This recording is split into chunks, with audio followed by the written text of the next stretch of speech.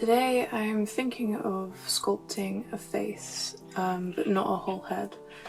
I have been wanting to experiment with attaching a clay sculpted face to maybe like a kind of plush doll slash toy creation. I also haven't painted a face yet with watercolours, and at the moment I am working on what will hopefully be my first ever finished doll, but it is taking a long time.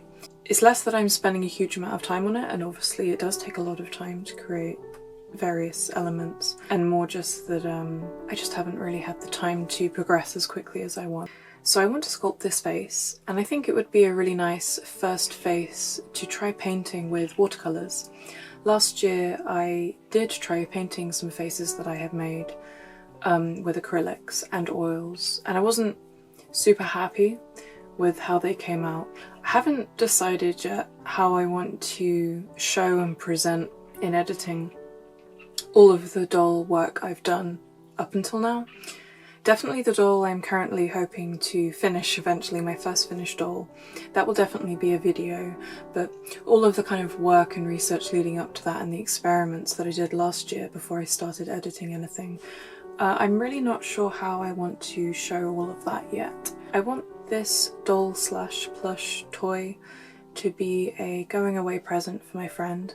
So I really wanted to make her something small that she can hopefully take with her if she has enough space in her luggage.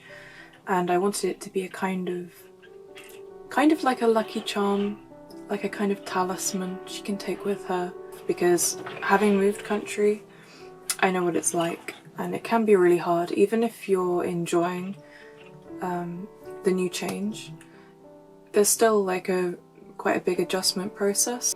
And you've moved away from everything that you're familiar with, and your family and your friends. And so anyway, I've done some little drawings here of things that I might want to do, and some of these are basically various kind of plush shapes.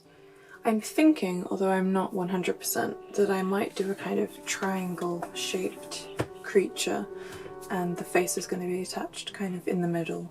And hopefully I like how it turns out and I can get it all finished just before she goes. I have about a month and a half before she leaves, so hopefully that's enough time to kind of work on it between my other things. And also a fun project for myself, and a good way of kind of experimenting with painting my first doll face with watercolours.